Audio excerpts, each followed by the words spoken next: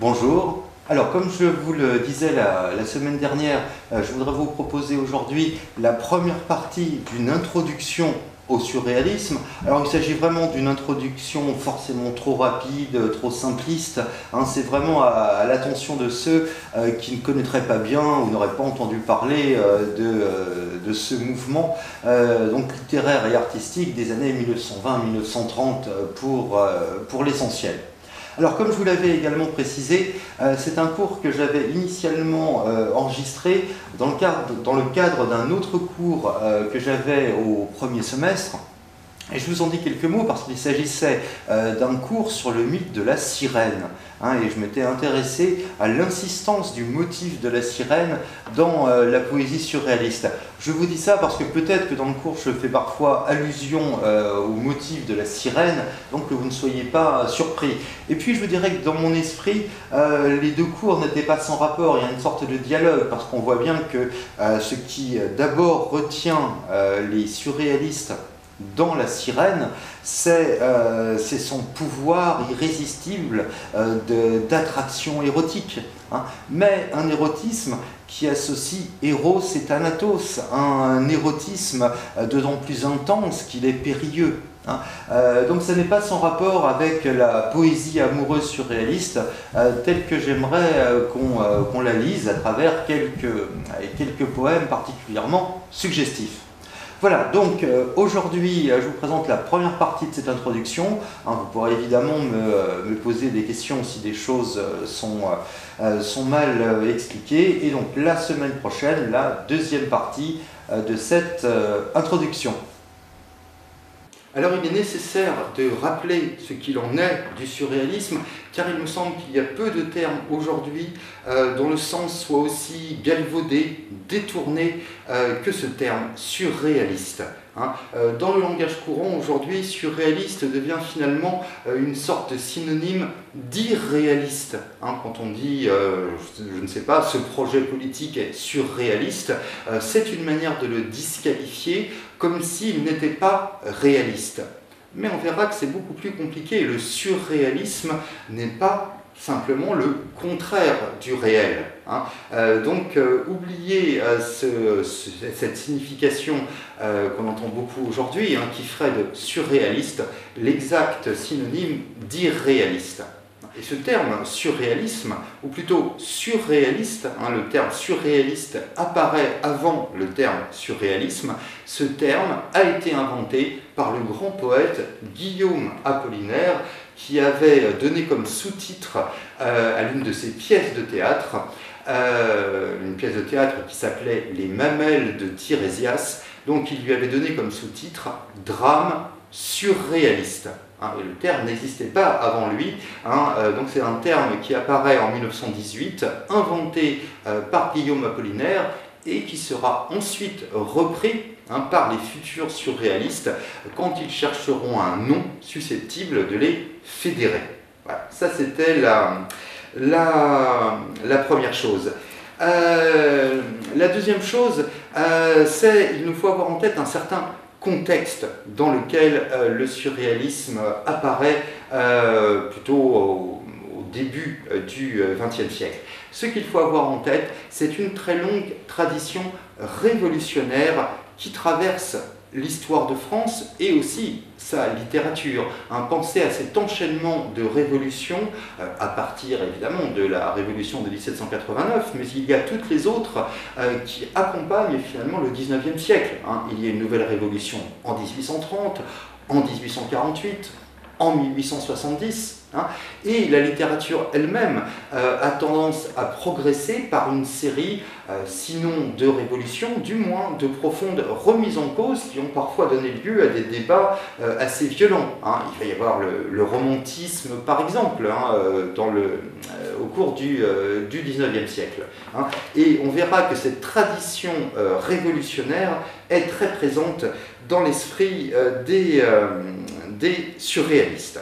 Mais là n'est pas le plus important si on cherche à contextualiser le surréalisme, à comprendre de quelle manière l'histoire avec un grand H, a pu influencer ce mouvement.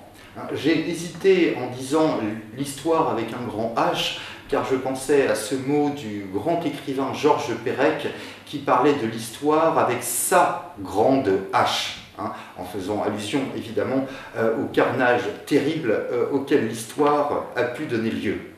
Et justement, il s'agit bien de parler de ce qu'il y a d'essentiellement tragique dans cette histoire, telle que les futurs surréalistes peuvent s'y confronter.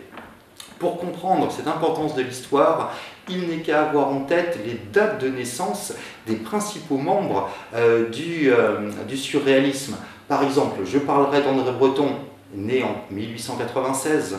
Je parlerai de Louis Aragon, né en 1895. Je parlerai de Robert Desnos, né en 1900. Ce qui a une conséquence, prenons André Breton, né en 1896, cela veut donc dire que André Breton a 20 ans en 1916, c'est-à-dire au beau milieu de la Première Guerre mondiale, et que la plupart des futurs écrivains surréalistes font leur entrée dans la vie adulte, découvrent la vie adulte, en étant mobilisés sur le front de cette terrible guerre de 1914-1918. Alors, j'imagine que, puisque j'enregistre cette vidéo à 11 novembre, vous avez dû entendre parler des commémorations liées à cette guerre. Peut-être avez-vous vu certaines images de cette guerre. Il faut en tout cas avoir bien en tête que peu de guerres ont été aussi meurtrières, aussi terribles que l'a été cette grande guerre de 1914-1918. Pensez à ces soldats entassés dans des tranchées, pensez aux gaz asphyxiants, pensez aux explosifs absolument terribles qui provoquent des mutilations, qui défigurent les soldats. Ce n'est pas exagéré que de dire que cette guerre de 1914-1918 a été un terrible massacre humain et une ruine pour toute l'Europe qui s'est plongée dans cette guerre. Une ruine matérielle, sans doute, et l'essor des États-Unis comme grande puissance économique vient des conséquences de cet affrontement, mais aussi ruine idéologique. Et ça me paraît important. À savoir, imaginez-vous avoir 20 ans en 1916 par exemple. Comment croire encore aux valeurs républicaines, aux valeurs de patrie, aux valeurs de progrès, aux valeurs d'humanisme, alors que toutes ces valeurs vous ont mené dans la boue des tranchées, vous ont mené sous les explosions, vous ont mené dans les gaz asphyxiants. L'effet dévastateur de la guerre de 1914-1918, cet effet se ressent aussi sur la perception d'une société dont on n'accepte plus les règles. Je ne parle pas de l'ensemble de la population, mais chez certains, cela provoque une sorte de refus de la société telle qu'elle a été, et bien sûr que cela encourage une certaine sensibilité révolutionnaire dont je parlais tout à l'heure. D'autant plus que, si on regarde l'histoire, il y a cet événement majeur qui se produit en 1917. En 1917, c'est la révolution soviétique.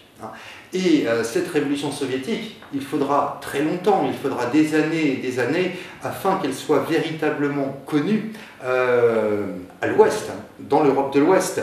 Longtemps, les Européens de l'Ouest n'ont une très vague idée de ce qui se joue dans cette nouvelle URSS qui a remplacé l'Empire russe. Et donc, le fait qu'il y ait pu y avoir une révolution en Russie encourage les rêves révolutionnaires d'un certain nombre de personnes qui, comme je vous l'expliquais, estiment qu'il est important de changer radicalement la société. Alors, la position des surréalistes, des futurs surréalistes, puisque pour l'instant nous sommes en 1917, la position des futurs surréalistes à propos de la révolution soviétique sera assez diverse et assez changeante. Un écrivain comme Louis Aragon restera fidèle au Parti communiste, continuera jusqu'à sa mort de défendre Staline. Tandis que d'autres, comme André Breton par exemple, prendront leur distance avec cette URSS dès qu'ils auront connaissance des massacres, il faut bien les appeler par leur nom, perpétrés par Staline au nom de l'idéal communiste. Bon, enfin, en tout cas, retenons que cette révolution de 1917, associée à ce désenchantement de la guerre de 1914-1918, a eu de graves conséquences, de profondes conséquences sur cette jeunesse qui s'éveillait à la vie au beau milieu des bombardements. Alors je dis qu'en 1917, il y a cet événement majeur qu'est la révolution soviétique. Il y a un autre événement qui lui peut sembler mineur. Sans doute qu'il soit mineur ne l'empêchera pas d'avoir une profonde influence. Alors il s'agit cette fois de ce qui se passe à Zurich en 1916. Zurich, puisque c'est là que se retrouvent un certain nombre d'artistes et d'écrivains qui s'efforcent de fuir les horreurs de la guerre. Et un petit groupe d'artistes monte un jour sur la scène d'un cabaret. En l'occurrence, le nom en est resté célèbre, il s'agit du cabaret Voltaire. Et donc ces artistes montant sur la scène de ce cabaret se livrent à des démonstrations totalement déconcertantes. Certains montent sur scène pour hurler des poèmes dans lesquels on ne reconnaît aucun mot familier, c'est une succession d'onomatopées qui n'a aucun sens. Des musiciens montent pour jouer du piano en donnant de grands coups de poing sur le clavier. Enfin, une succession de provocations, une manifestation d'absurdité, de non-sens absolu, qui n'en fascine pas moins les spectateurs. Et c'est sans doute cela qui est le plus étonnant, encore plus que le fait même que ces artistes se soient livrés à des démonstrations tout à fait incongrues, c'est le fait qu'ils sont écoutés, ils sont regardés. Sans doute parce que le non-sens qu'ils manifestaient sur cette scène pouvait seul répondre au non-sens qui se manifestait alors dans l'histoire. C'est ça qui me paraît très frappant. Et vous pourriez peut-être vous dire que ce genre de performance d'artiste sur une scène a quelque chose d'un peu banal, de déjà vu. À ceci près que ça n'a jamais été vu avant ce qui se passe sur cette scène du cabaret Voltaire. C'est bien cette scène du cabaret Voltaire qui va avoir une influence jusqu'à nous. Aujourd'hui encore, des artistes s'inspirent, alors avec plus ou moins de bonheur, mais aujourd'hui encore, des artistes s'inspirent de la démarche de ceux qui sont montés sur la scène du cabaret Voltaire. Alors, j'emploie une périphrase, ceux qui sont montés sur la scène du cabaret Voltaire. C'est un peu compliqué, et ces artistes en sont bien conscients, et c'est pourquoi ils cherchent assez vite à se donner un nom. Oui, mais dès lors que l'essentiel de votre projet tient en une sorte de manifestation d'absurdité et de non-sens, quel nom pourra être suffisamment absurde pour répondre à votre projet? Alors, on ne sait pas exactement comment le nom a été trouvé. Certains disent qu'il a été trouvé au hasard dans un dictionnaire. D'autres rapportent qu'il a été choisi très délibérément. Toujours est-il que le nom retenu par ces artistes, c'est clairement le nom le plus absurde, en un sens qu'on pouvait trouver, puisqu'il décide de s'appeler Dada. Alors, que veut dire Dada? Eh bien, avant tout, ça ne veut rien dire, et c'est essentiellement ainsi que nous devons l'entendre. De la même manière que les artistes montaient sur la scène du cabaret Voltaire, pour ne rien dire, pour confronter les spectateurs à l'absurdité de cette vie pendant les horreurs de la guerre, eh bien, de la même manière, ce nom apparaît fondamentalement vide de sens. Alors on peut l'entendre quand même de différentes manières. Soit c'est un redoublement du oui russe, c'est-à-dire da, donc da voudrait dire oui, oui, une sorte d'acquiescement stupide, débile, le mot est totalement revendiqué par ces artistes, soit on entendra le terme enfantin, dada, ce terme par lequel les enfants français désignent parfois les chevaux, dada.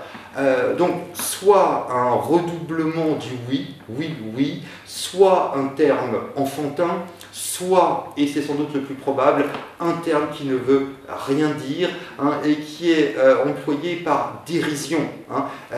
Car il faut bien comprendre que ces artistes décident d'avoir une approche absolument nihiliste. Alors que faut-il entendre par nihilisme? Eh bien, ça vient du latin nihil, qui veut dire rien. Donc le nihilisme, c'est le fait de ne croire en rien, le fait de n'avoir aucune valeur, aucun espoir, aucune perspective d'avenir. C'est donc ça qu'il faut avoir à l'esprit quand on parle de ce mouvement Dada, cette grande aspiration au rien. Alors, pour illustrer mon propos, je vous montre une première illustration. Il s'agit là d'un déguisement, parce que les artistes Dada, tels qu'ils montaient sur la scène du cabaret Voltaire, pouvaient se déguiser, alors souvent des déguisements passablement absurde. On voit celui-ci, c'est l'artiste Hugo Ball qui apparaissait sur scène avec ce costume. D'autres se déguisaient avec des têtes de mort, comme pour rappeler cette omniprésence de la mort dans ce paysage de la guerre de 1914-1918. Pour résumer, on pourrait dire ceci: pour répondre au néant dans lequel l'Europe est en train de plonger à cause de la guerre, ces artistes estiment nécessaire de confronter les spectateurs au néant même de leur création. Et ça va assez loin. Je vous cite par exemple une déclaration d'un des artistes du cabaret Voltaire qui déclare, de manière très provocante bien sûr, « Nous voulons supprimer toute forme de beauté, de culture, de poésie, tout raffinement intellectuel, toute forme de goût. » C'est assez évidemment déconcertant, comme si l'art se retournait contre l'art, comme si l'art devenait une sorte d'anti-art. Mais encore une fois, pensez bien qu'il ne s'agit pas là d'une posture un peu facile. Ces artistes-là ont traversé la guerre, ces artistes-là créent au beau milieu de la guerre qui est en train de plonger l'Europe entière dans le chaos. Autre déclaration assez frappante, celle d'un des principaux écrivains de ce mouvement, qui s'appelle Tristan Tzara. Et Tristan Tzara déclare « J'écris pour détruire les tiroirs de l'organisation sociale et du cerveau ». C'est quand même très puissant, et on voit bien en quoi une telle phrase est une illustration du nihilisme tel que j'essayais tout à l'heure de le définir. Je répète, j'écris pour détruire les tiroirs de l'organisation sociale et du cerveau. Donc une ambition à la fois antisociale et anti-artistique. Et ça sera bien le propre de Dada que de toujours chercher à se retourner contre toute forme de valeur, contre toute forme de positivité, et même contre lui-même. Il est évident qu'un nihiliste conséquent avec lui-même ne peut aspirer qu'à sa propre disparition. Il y a donc là quelque chose d'assez terrible chez ces artistes Dada qui ne respectent rien. D'ailleurs, l'une des œuvres les plus célèbres du mouvement Dada est une œuvre du grand artiste Marcel Duchamp, une œuvre évidemment insolente, irrévérencieuse, contestataire, puisque cette œuvre consiste en une reproduction de la Joconde, le célèbre tableau, reproduction sur laquelle Marcel Duchamp dessine des moustaches à la Joconde, tout en ajoutant au bas du tableau cette légende constitué de ces quelques lettres dont le sens apparaît dès lors qu'on les lit à voix haute. L-H-O-O-Q. Vous devinez le sens de cette phrase qui, associée au chef-d'œuvre de Léonard de Vinci, est évidemment une manière de témoigner d'un rejet de toute forme d'art consacré. Mais, et les surréalistes, me direz-vous? Alors il est temps là que je rejoigne les différents fils de mon histoire, parce qu'il se trouve que André Breton, comme je vous l'avais dit, né en 1896, a été mobilisé, c'est-à-dire qu'il a été envoyé comme soldat sur le front, ou plutôt pas tout à fait comme soldat, puisque André Breton, ayant commencé des études de médecine, en se spécialisant en psychiatrie, il est envoyé sur le front comme médecin. Et donc, c'est au cours de sa mobilisation qu'il rencontre deux autres jeunes hommes, Louis Aragon, dont nous aurons l'occasion de reparler, et Philippe Soupeau. Et donc, il y a là une sorte de premier groupe qui se forme entre ces trois jeunes gens qui sont unis par un même rejet de cette guerre, une même aspiration aussi à trouver un renouveau à la fois social et artistique. Quand la guerre finit, en 1918, André Breton a entendu parler de ce qui se passe sur la scène du cabaret Voltaire. Il a entendu parler de ces artistes dada, comme ils s'appellent.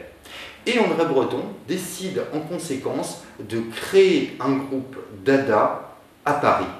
Alors je vous montre tout d'abord un portrait d'André Breton ces années-là, avec des lunettes qui, pour l'époque, avaient quelque chose d'un peu provocateur, ces lunettes au vert coloré, mais surtout je vous montre cette autre illustration très révélatrice de la provocation dada, puisqu'on y voit donc André Breton qui tient à la main une publication sur laquelle on lit le terme dada, mais surtout André Breton qui porte, si j'ose dire, comme un vêtement, une sorte de pancarte avec une cible, comme s'il se désignait donc comme une sorte d'homme à abattre. Et effectivement, la phrase que vous lisez sur la pancarte est une manière de susciter clairement le rejet de celui qui la lit, puisque cette pancarte est une sorte d'insulte dirigée envers les autres, puisque je lis donc cette légende.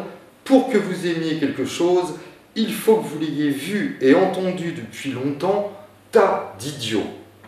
Et cette phrase est signée Francis Picabia, sachant que Francis Picabia est un autre artiste dada assez important.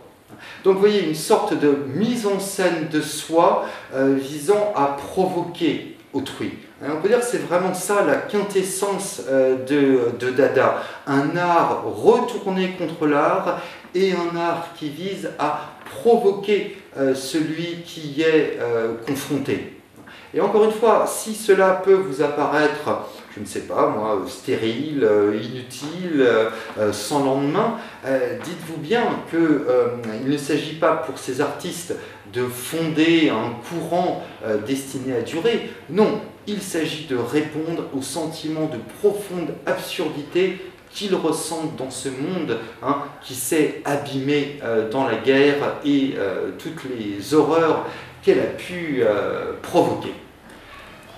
Pour donc reprendre le fil de mon histoire, nous voilà en 1918, André Breton qui est donc revenu du front de la Grande Guerre avec l'armistice. Donc André Breton a créé un groupe dada à Paris et écrit un certain nombre de textes dans lesquels il s'efforce à sa manière d'exprimer justement cette révolte dada. Alors je vous lis juste quelques passages extraits de ce qu'il appelle des manifestes dada. Donc je lis.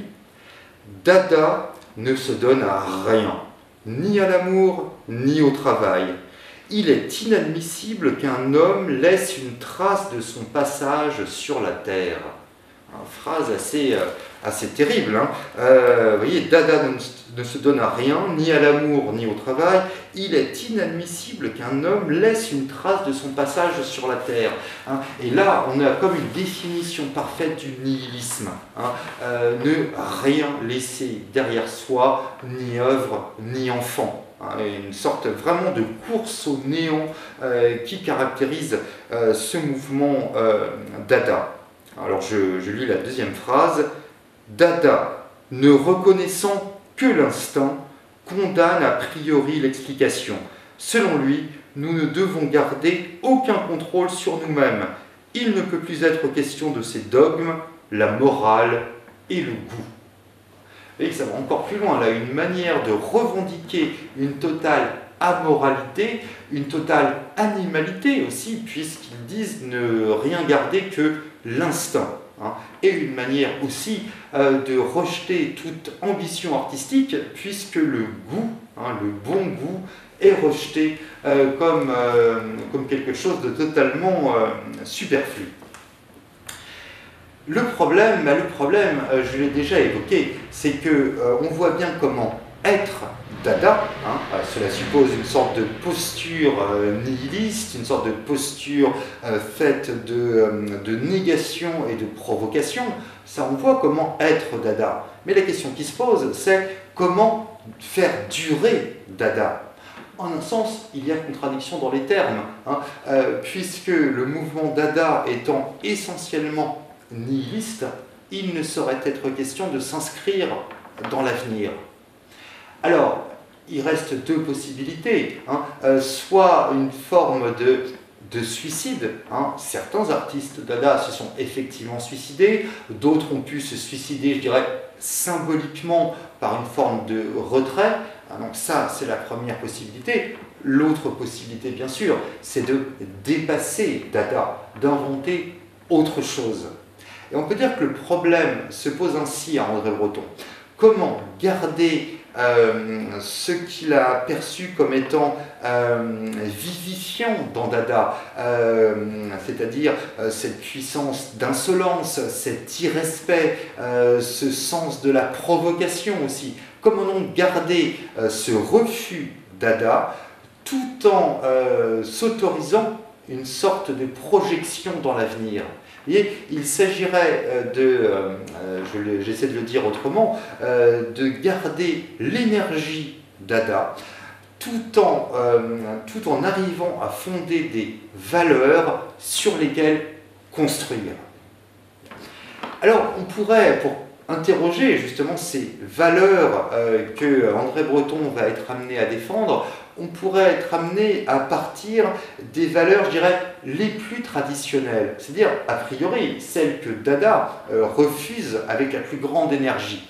Ces valeurs, on pourrait dire que ce sont celles qui seront célébrées en 1940 lorsque le maréchal Pétain prendra le pouvoir et collaborera, comme vous savez, avec les nazis.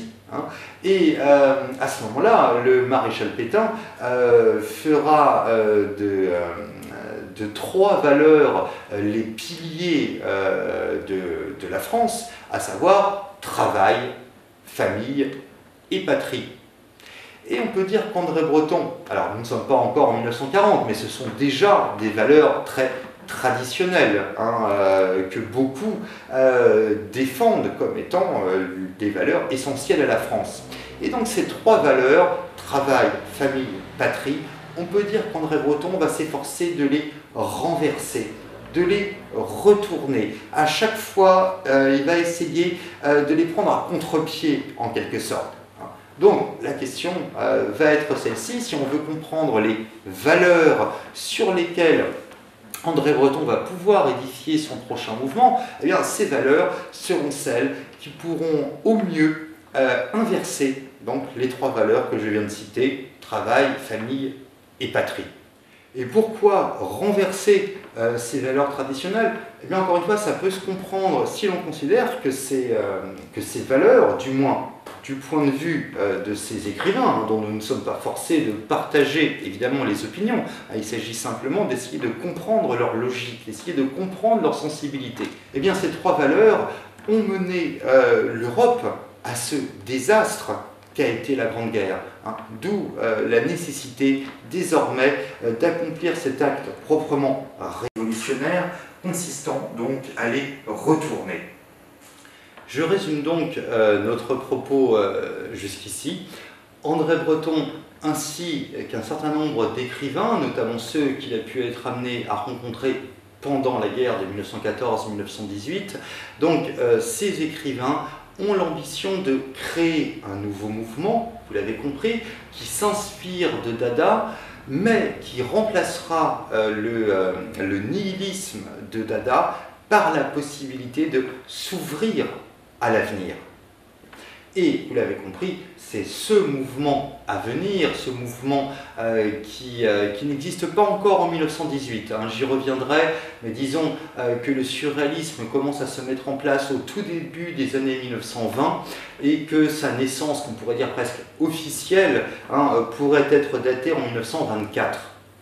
Et donc, ce surréalisme, on peut considérer qu'il s'invente grâce aux valeurs sur lesquelles il pourra s'appuyer, mais des valeurs, c'est évident, qui prendront donc l'exact contre-pied des valeurs traditionnelles. Alors la première de ces valeurs, je l'ai évoquée pour commencer.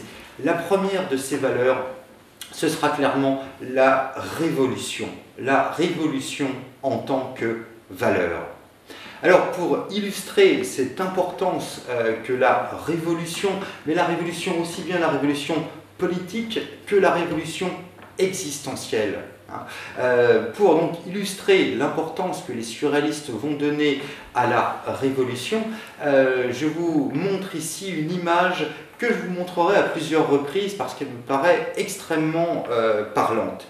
Il s'agit de la couverture d'une revue que les surréalistes éditent à partir du milieu des années 1920. Et je vous la montre parce que d'une part je la trouve extrêmement frappante cette couverture, elle est très belle en tant que couverture de revue, et puis surtout il y a ce titre extrêmement significatif, la révolution surréaliste. Ça c'est le titre de chacun des numéros de la revue, la révolution surréaliste. Alors je reviendrai tout à l'heure sur les autres éléments de cette couverture, mais alors déjà retenez ce terme révolution, donc associé directement à surréaliste, et puis vous pouvez remarquer, puisque le sommaire est indiqué sur cette couverture, un certain nombre de grands noms du surréalisme et de la poésie française en général. On voit André Breton, René Char, Paul Éluard, Aragon, ainsi que des peintres d'ailleurs. Vous voyez René Magritte, Salvador Dali, des peintres dont je reparlerai un peu plus tard. Cet attachement à la Révolution s'explique à la fois par le modèle de la Révolution française, sans doute, mais aussi par l'influence qu'a pu recevoir un écrivain comme André Breton de la part de Marx. Il y a là une sorte d'alliance entre la tradition révolutionnaire française, celle qui nous vient de la Grande Révolution de 1789, et des choses plus actuelles, à savoir la révolution soviétique telle qu'elle s'est inspirée de la pensée marxiste. Pour comprendre la portée de cet engagement révolutionnaire des surréalistes, je vous montre quelques autres couvertures de la même revue, La Révolution surréaliste, puisque souvent on trouve sur ces couvertures soit des photographies, soit des légendes extrêmement provocatrices qui appuient justement leur message révolutionnaire. Par exemple, je vous montre là la couverture du tout premier numéro de la Révolution surréaliste, donc qui est paru le 1er décembre 1924, et vous pouvez lire au milieu de la couverture cette phrase très forte: « Il faut aboutir à une nouvelle déclaration des droits de l'homme ». Manière de dire, bon, il y a eu une première déclaration des droits de l'homme à la suite de la Révolution de 1789, il est temps désormais de faire une autre révolution qui permettrait cette nouvelle déclaration des droits de l'homme. Et ça en dit très long sur la portée de l'ambition qui est celle des surréalistes dans les années 1920. Alors je vous présente une troisième couverture, elle aussi très provocatrice, puisque vous voyez une photographie d'une femme très élégante dans une maison très luxueuse, hein, donc une sorte d'image de ceux qui ont le pouvoir, de ceux qui ont la richesse. Hein. Oui, mais c'est accompagné de cette phrase évidemment très provocatrice pour une société capitaliste, hein, puisque on lit et guerre au travail. Guerre au travail.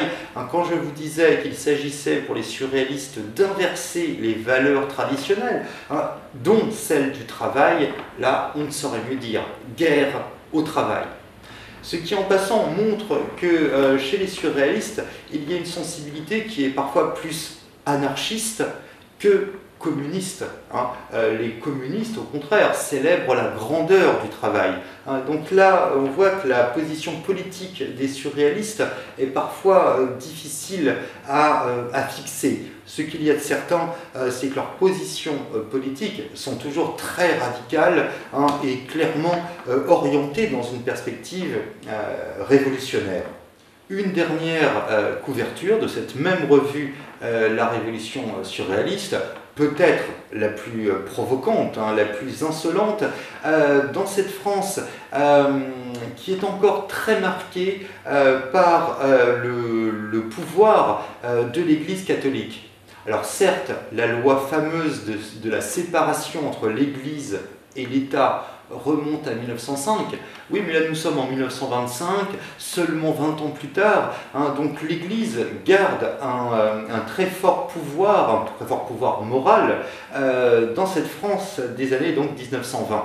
Et les surréalistes, donc, sur cette couverture, écrivent comme une sorte de slogan, 1925, fin de l'ère chrétienne. Et c'est quelque chose qui est assez fréquent, récurrent chez les surréalistes, qu'une certaine pratique du blasphème, du sacrilège, parce que, encore une fois, on ne comprendrait pas cette importance donnée au blasphème, à ce refus de la foi chrétienne, si on n'avait pas en tête l'importance qu'a le christianisme dans cette France des années 1920. Et vous avez bien compris que pour les surréalistes, il s'agit systématiquement de retourner, en quelque sorte, les discours d'autorité, les discours moraux établis. D'où cette couverture, 1925, fin de l'ère chrétienne. Alors je vous ai dit que cette révolution, elle sera politique, très certainement. Les surréalistes y reviennent très régulièrement à leur volonté de changer le monde en profondeur, et l'une de leurs devises est constituée par une formule de Marx qui avait écrit « transformer le monde ». Seulement, à cette formule de Marx, « transformer le monde », André Breton associe en général une autre formule, une formule qu'il emprunte à Rimbaud. Et cette formule toute simple, qui va devenir ensuite un slogan un peu dégradé, mais la formule de Rimbaud dont se réclame André Breton, c'est « changer la vie ». C'est-à-dire, d'une part, transformer le monde, d'autre part, changer la vie. C'est-à-dire, pour les surréalistes, il y a une nécessité absolue à concilier une révolution politique et une révolution existentielle. L'idée, c'est qu'il serait, encore une fois, dans la logique qui est celle des surréalistes, il va de soi que nous ne sommes pas là pour nécessairement partager leurs opinions ou leurs sensibilités. D'ailleurs, comment le pourrions-nous? Nous n'avons pas vécu, nous, tout ce qu'ils ont vécu, eux. Mais donc, il est important pour les surréalistes, certainement, de changer en profondeur l'organisation sociale. mais en même temps, dans leur logique, il ne sert à rien de changer l'organisation sociale si nous ne changeons pas en même temps la représentation que nous faisons de la vie même. Et pour illustrer cette révolution existentielle, eh bien, je vais être amené à évoquer la deuxième valeur sur laquelle vont s'appuyer les surréalistes. Vous avez compris que la première, c'était la révolution. La deuxième, eh bien, je vous renvoie une nouvelle fois à cette couverture donc, de la revue La Révolution surréaliste, dont jusqu'ici je n'avais lu que le titre, hein, j'avais commenté le terme révolution. Mais j'aimerais qu'à présent nous lisions la phrase hein, qui est placée au centre de cette couverture. Cette phrase qui nous interpelle hein, assez brutalement. Quelle sorte d'espoir mettez-vous dans l'amour? Une phrase assez puissante, assez déconcertante, hein, une phrase qui donc nous confronte à des choix existentiels majeurs, hein, une manière de nous renvoyer à ce que notre vie peut avoir de plus important par-delà tous les soucis matériels, par-delà toutes les contingences sociales. Et vous me voyez venir, la deuxième valeur qui sera célébrée par les surréalistes, c'est celle-ci, l'amour. Mais l'amour entendu non pas comme ce qui permet par exemple de fonder une famille, hein, mais plutôt l'amour comme une sorte de puissance subversive, la puissance du désir qui fait qu'on peut être amené à ignorer toute morale, à ignorer toute convenance. Hein. C'est l'amour comme force déstabilisatrice qui intéresse les surréalistes. D'ailleurs, un des grands livres d'André Breton porte un titre très révélateur puisqu'il l'appelle « L'amour fou ». Alors l'amour fou, c'est une expression qui est là aussi aujourd'hui un peu galvaudée, qu'on a tendance à employer à tort et à travers. Hein. On parle d'amour fou entre deux personnes dès qu'ils sont vaguement attachés l'un à l'autre. Mais j'ai tout à l'heure fait allusion aux études de psychiatrie qu'avait commencé André Breton. J'ai fait allusion au fait que lorsqu'il est envoyé sur le front pendant la Grande Guerre de 1914-1918, il y est envoyé comme médecin devant justement s'occuper des cas de grave démence dans lesquels la guerre avait pu plonger certains soldats. Ce que je veux dire, c'est que André Breton sait de quoi il parle quand il parle de folie, que ce n'est pas un terme qu'il emploie à la légère. Et quand il dit l'amour fou, hein, il parle bien d'une puissance amoureuse telle qu'elle ébranlerait finalement toutes les certitudes de la raison. Hein. Selon André Breton, l'amour est fou parce qu'il nous délivrerait d'une approche trop rationnelle du monde.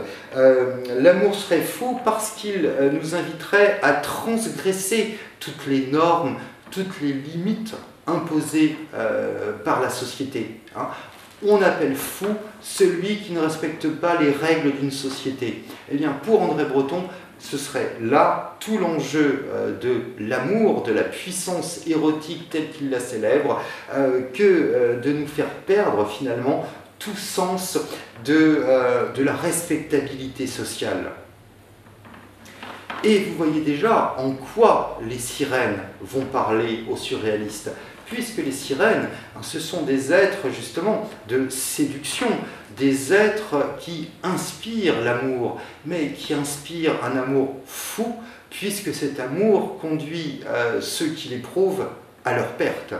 Et puis, cet amour dont parlent les surréalistes, il est important de préciser que c'est un amour qui n'ignore pas la sexualité. Et même, on doit aux surréalistes une libération de la parole sur un certain nombre de questions propres à la sexualité. Il était important pour les surréalistes de ne pas réduire l'amour au sentimentalisme, en quelque sorte. Et donc, ça n'est pas seulement par provocation, Oh, ça l'est sans doute un peu, mais pas seulement. Hein, ce n'est pas seulement par provocation que donc ils s'expriment de manière très libre sur la sexualité. Hein, c'est bien plutôt une manière pour eux d'encourager tout ce que le sentiment amoureux peut avoir de dérangeant pour une certaine morale sociale. Pour illustrer mon propos, je vous montre là une image, je trouve, très puissante d'un film surréaliste. Hein, c'est un film qui a été réalisé par le grand réalisateur Luce Buñuel en collaboration avec Salvador Dali. C'est un film qui s'appelle L'Âge d'or. Et donc ce film, en cela tout à fait fidèle aux valeurs surréalistes, donc ce film s'attache à la relation passionnelle entre un homme et une femme. Et cette image, je la trouve assez saisissante, puisqu'on voit donc l'héroïne du film porter la main de celui qu'elle aime à sa bouche, comme si le sentiment, l'intensité du sentiment était telle qu'elle avait presque une sorte d'envie de dévoration. Là encore, ce n'est pas sans annoncer ces sirènes qui à la fois séduisent, entraînent, mais aussi sont une menace de mort pour qui les écoute. Alors, je me rends compte que je suis déjà un peu au-delà des bornes que je m'étais imposées pour cette semaine, et je suis loin d'être arrivé au terme de mon propos. Alors, nous le poursuivrons la semaine prochaine. Je prends peut-être juste quelques minutes pour récapituler et que les choses soient bien claires. Voilà, il m'a semblé important de bien, tout d'abord, contextualiser le surréalisme par rapport à cette grande guerre de 1914-1918, qui a été pour l'Europe tout entière un traumatisme dont nous avons peine aujourd'hui à avoir conscience. L'Europe s'est à la fois matériellement et moralement ruinée dans cette guerre, ce qui explique des réactions qui aujourd'hui peuvent nous apparaître peut-être excessivement violentes, excessivement provocatrices. Mais il faut bien avoir en tête que nous parlons de gens qui sortaient de la guerre, qui répondaient en quelque sorte à cette guerre. Et donc, pour répondre à cette guerre, André Breton s'inspire du refus Dada, mais à ce refus Dada, il s'efforce d'associer quelques valeurs qui permettront d'ouvrir son mouvement à l'avenir. Alors ces valeurs, j'en ai pour l'instant énuméré deux. La révolution tout d'abord, mais vous avez bien compris, une révolution qui est aussi bien politique qu'existentielle. La deuxième valeur, je suis en train donc de l'aborder, c'est l'amour, mais un amour que l'on ne saurait réduire à une sorte de sentimentalisme un peu mièvre. Non, c'est en tant que puissance subversive, en tant qu'énergie sexuelle aussi, qu'est célébré l'amour par les surréalistes.